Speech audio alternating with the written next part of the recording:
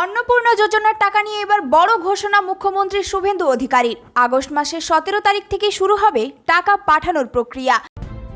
নমস্কার বন্ধুরা, আপনারা দেখছেন voice of Bankura, presented by Pramanik gems, বাঁকুড়ার আসল গ্রহরত্নের বিশ্বস্ত প্রতিষ্ঠান।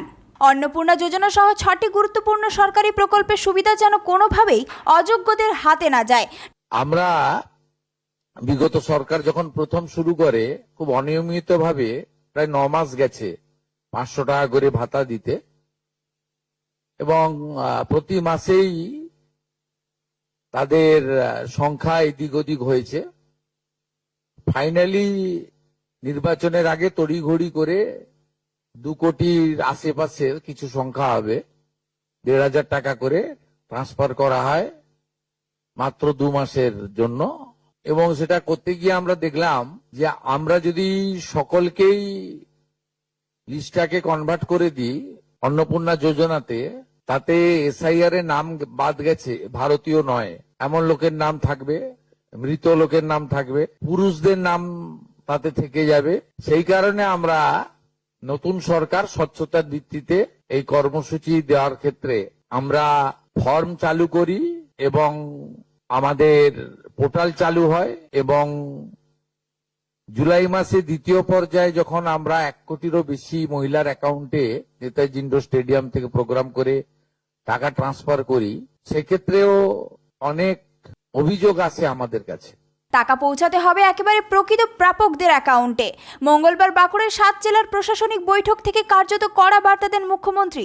যে হিন্দু শরণার্থীরা বাংলাদেশ থেকে এসেছেন তারা সিএএ তে আবেদন করুন, যতক্ষণ না নিষ্পত্তি হচ্ছে রেশন থেকে, অন্নপূর্ণা থেকে, বয়স্ক ভাতা থেকে কোনো অধিকার থেকে বঞ্চিত হবেন না। সবচেয়ে বড় নজর অবশ্য অন্নপূর্ণা যোজনায়।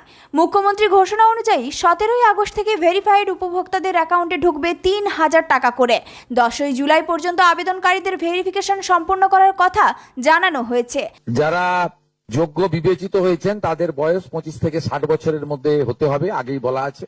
কেন্দ্রীয় বা রাজ্য সরকার, কোন বিধিবদ্ধ সংস্থা, সরকারি আন্ডারটেকিং, পঞ্চায়েত, পৌরসভা, সরকার, সরকারি সাহায্যপ্রাপ্ত শিক্ষা প্রতিষ্ঠান অর্থাৎ শিক্ষক, শিক্ষাকর্মী, স্থায়ী সরকারি চাকরিতে নিযুক্ত থাকেন, বা পেনশনার্স আসবে না যেহেতু 60 ঊর্ধ্ব, এটা ইরেলিভেন্ট, এরা এই বেনিফিটের মধ্যে পড়ছেন না। তাছাড়া যারা আয়কর প্রদান করেন, অর্থাৎ এখন আয়করের ঊর্ধ্ব সীমা হচ্ছে 12 লক্ষ টাকা বছরে। 12 লক্ষ টাকা পেরিয়ে গেলে আয়কর দিতে হয়। যে পরিবার আয়কর দেন, অর্থাৎ যার বাৎসরিক আয় 12 লক্ষ টাকা, সেই পরিবার এই কর্মসূচি অন্তর্ভুক্ত হওয়ার সুযোগ পাবেন না। এবং যে মহিলা নিজে 10,000 টাকার বেশি নিজে উপার্জন করেন মাসে, তাকেও এর বিবেচনার মধ্যে প্রাথমিকভাবে আনা হয়নি।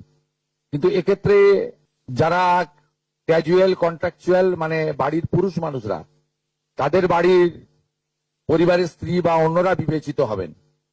যদি কোনো মহিলা, এটা একটি নারী অর্থনৈতিক সশক্তিকরণের স্কিম, সেক্ষেত্রে যিনি সরাসরি নিজে 10,000 টাকার বেশি উপার্জন করেন তাকে বিবেচনা করা হবে না।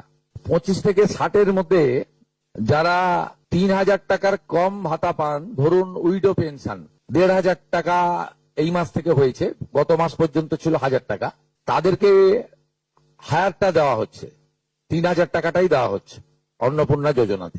আর 11 থেকে 31 জুলাই এর আবেদনকারীদের ভেরিফিকেশনের জন্য আরও সময় লাগবে। শুধু এবার নয়, মুখ্যমন্ত্রীর দাবি আগামী দিনে অন্নপূর্ণা যোজনার টাকা প্রতি মাসের দ্বিতীয় সপ্তাহেই সরাসরি অ্যাকাউন্টে ট্রান্সফার করা হবে। অর্থাৎ টাকা নিয়ে আর অপেক্ষা নয়, যোগ্য হলে নির্দিষ্ট সময়েই টাকা পাওয়ার কথা। তবে এখানেই শেষ নয়। প্রধানমন্ত্রী আবাস যোজনায় ইতিমধ্যে 25 লক্ষ বাড়ির নাম নথিভুক্ত হয়েছে বলে জানিয়েছেন মুখ্যমন্ত্রী। পাশাপাশি 125 দিনের কাজের প্রকল্পে পরিবার পিছু বছরে 25,500 টাকা দেওয়ার কথাও উঠে এসেছে। আর প্রধানমন্ত্রী সূর্যঘর প্রকল্পে রাজ্যে এখনো পর্যন্ত মাত্র 4,500 বাড়িতেই সৌর বিদ্যুতের ব্যবস্থা করা সম্ভব হয়েছে। এই নিয়েও প্রশাসনকে তৎপর হওয়ার নির্দেশ দেওয়া হয়েছে। সব মিলিয়ে অন্নপূর্ণা যোজনার টাকা নিয়ে এবার বড় বার্তা। যোগ্যদের টাকা আটকে রাখা যাবে না, আর অযোগ্যদের হাতে সরকারি প্রকল্পের সুবিধাও পৌঁছাতে দেওয়া হবে না। এখন নজর 17 আগস্টের দিকে। কার অ্যাকাউন্টে ঢোকে 3,000 টাকা, সেটাই এখন দেখার বিষয়। এই ধরনের গুরুত্বপূর্ণ খবর সবার আগে পেতে আমাদের চ্যানেলটি সাবস্ক্রাইব করুন আর ভিডিওটি শেয়ার করতে ভুলবেন না। আপনার মতামত কমেন্টে জানান আর লাইক শেয়ার করে ভয়েস অফ বাঁকুড়ার পাশে থাকুন।